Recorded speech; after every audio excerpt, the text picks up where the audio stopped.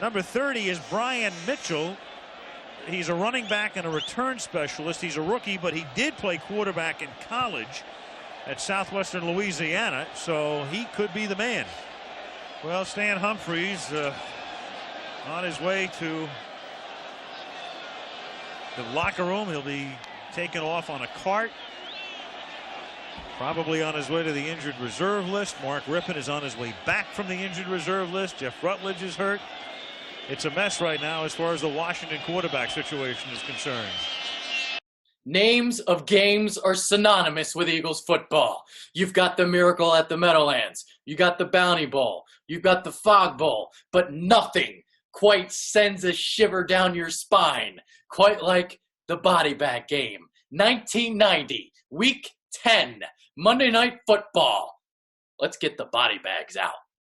9 different Redskins exited the game due to injury, including 5 which had to be helped off the field. The Redskins went through a pair of quarterbacks. Mark Rippon was already on IR. Jeff Rutledge, the starter of this game, left with a hand injury, and Stan Humphries suffered this horrific knee injury later on in the game. And that brought on Brian Mitchell, the rookie, who hadn't played quarterback since his college days at Southwestern Louisiana. The hitting in this game was fierce. It was vicious, unlike any game I've ever seen before. This was the biggest bloodbath in Philadelphia Eagles history. The 28-14 scoreline was barely indicative of how vastly beaten the Redskins were. And what's amazing about this game, just a week ago, Washington's offense put up 676 yards in a 41-38 win over the Lions. The most yards put up in 32 years in the NFL.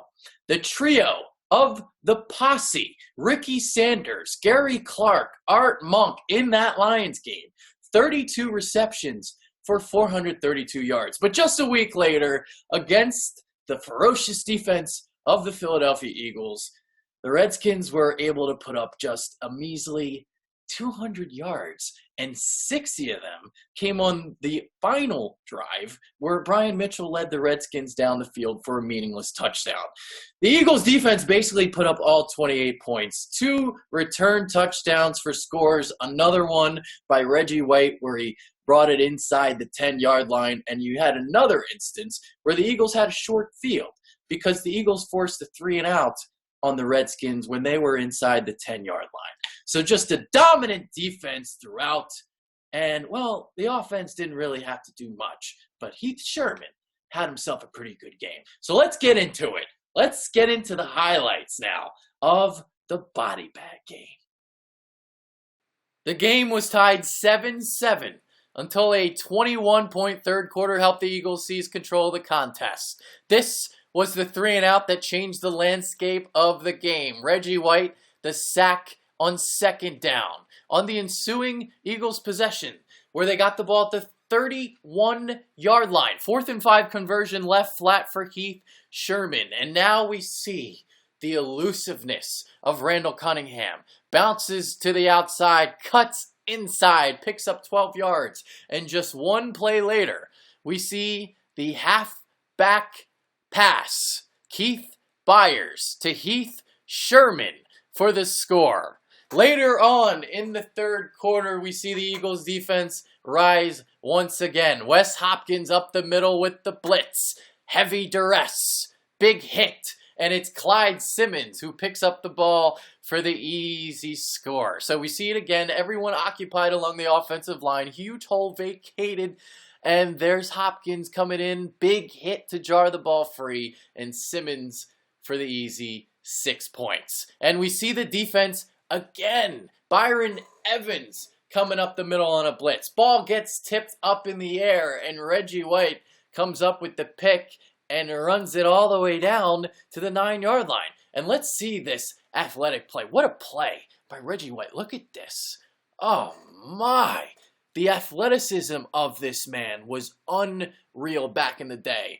And here's Sherman again. Left flat touchdown. 28-7 Birds. All right, let's have a little fun with Brian Mitchell now, because I enjoyed every single moment of his touchdown drive. I'm not going to lie.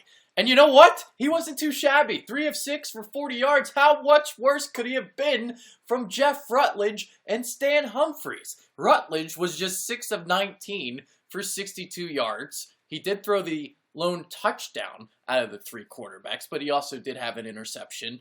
Then you have Humphries, who was 6 of 11 for 65 yards. So Mitchell really wasn't too far off from those other 2 quarterbacks. Obviously, this was a late touchdown where the Eagles' defense was kind of giving in, but I did like some of these throws from Mitchell. I mean, you could kind of tell he was a former quarterback where he went to school at Southwestern Louisiana. And there was one throw in particular, this one right here, this out route.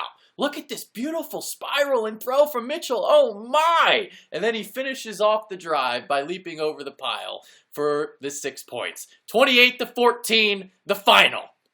What a day for Sherman it was, becoming the first Eagles running back to go over 100 yards in back-to-back games since Wilbert Montgomery in 1981.